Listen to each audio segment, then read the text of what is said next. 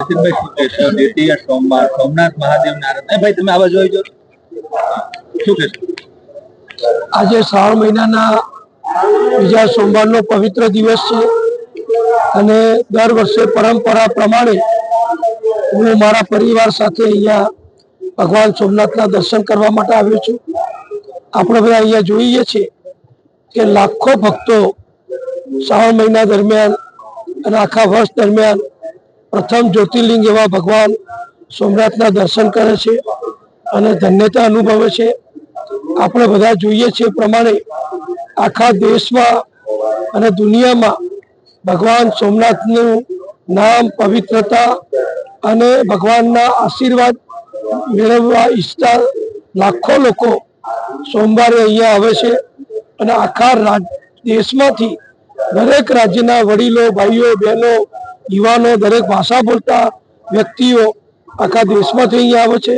પરદેશમાંથી પણ હજારો વ્યક્તિઓ અહીંયા ભગવાનના આશીર્વાદ પ્રાપ્ત કરવા આવે છે અને ભગવાનના આશીર્વાદથી બધા જ સુખી થાય છે અને ભગવાન બધાને ભોળાનાથ આશીર્વાદ આપે જ છે.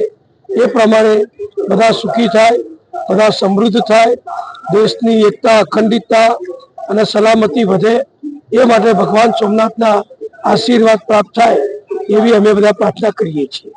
કોંગ્રેસે એવો આક્ષેપ કર્યો છે ભાજપ સરકાર પીડિતોને ન્યાય નથી આપતી, એ લોકો ન્યાય યાત્રા લઈને નીકળ્યા છે. ન્યાય યાત્રા લઈને શું કહેશો? જો ન્યાય યાત્રા તો 3 દિવસથી અમે ચાલુ કરી છે. મારી દ્રષ્ટિએ અને બધાની દ્રષ્ટિએ ન્યાય યાત્રા એ ફક્ત કોંગ્રેસે પોતાની રાજકીય હયાતી બતાવવા માટે, પોતાનું અસ્તિત્વ બતાવવા માટે આ યાત્રા કાઢી છે. જે મુદ્દો લીધો છે એ મુદ્દા જે હોય એ મોરબીનો હોય, રાજકોટનો હોય, વડોદરાનો હોય કે સુરતનો હોય, અમારી ગુજરાતની ભારતીય જનતા પક્ષની ભૂપેન્દ્રભાઈ પટેલના નેતૃત્વવાળી સરકારે જે શક્ય છે તમામ પગલાં લીધા છે.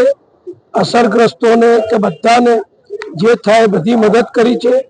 કાયદા મુજબ જે કાર્યવાહી કરવાની થાય એ કડકમાં કડક રીતે કરી છે અને નામદાર હાઈકોર્ટ દ્વારા પણ જે માર્ગદર્શન આપવામાં આવ્યું, જે સૂચના સરકારને આપવામાં આવી એ પ્રમાણે સરકારે બધી જ વ્યવસ્થાઓ કરી અને જે લોકો આરોપીઓ છે, જે લોકોના કારણે આ બધા અકસ્માતો થયા, જે લોકો આમાં સંડોવાયેલા છે, એવા તમામ સામે સરકાર કડક કાર્યવાહી કરી રહી છે.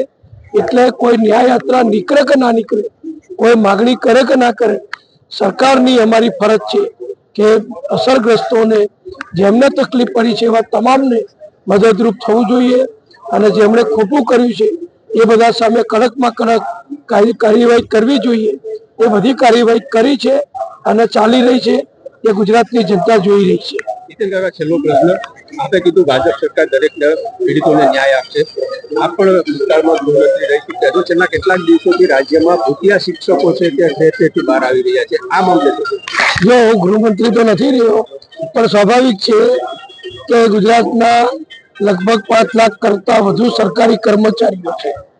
એમાં શિક્ષણ વિભાગના શિક્ષકોની પણ ખૂબ મોટી સંખ્યા છે અને ગુજરાતના લગભગ તમામ ગામોની અંદર 35-36 હજાર જેટલી શાળાઓ ગુજરાત સરકારના માધ્યમથી ચાલે છે.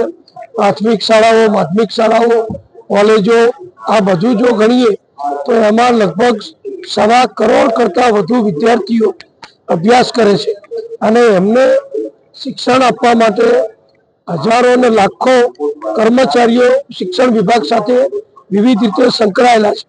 આ પૈકી કેટલાક લોકો વગર રજાએ પરદેશ જતા રહ્યા હોય અથવા બહાર ગયા હોય કે બહાર જઈને સેટલ થયા હોય અને અહીંયા એમની શાળામાં હાજરી ચાલતી હોય, એવું કેટલાક કિસ્સા તાજેતરમાં સરકારના ધ્યાન ઉપર આવે છે, મીડિયા મારફતે પણ ધ્યાન ઉપર આવે છે અને મેં જે નિવેદન જોયા શિક્ષણ મંત્રીશ્રીના એ પ્રમાણે સરકારે આના અંગે ખૂબ ગંભીરતાથી નોંધ લીધી છે અને દરેક ડીઓને દરેક જિલ્લામાં બધાને સૂચના આપી છે કે દરેક શાળાની અંદર શિક્ષકોની નિયમિત હાજરી પૂરાય અને જે ખોટી હાજરી પૂરી છે એમની સામે પણ સરકાર પગલાં લેવાની છે.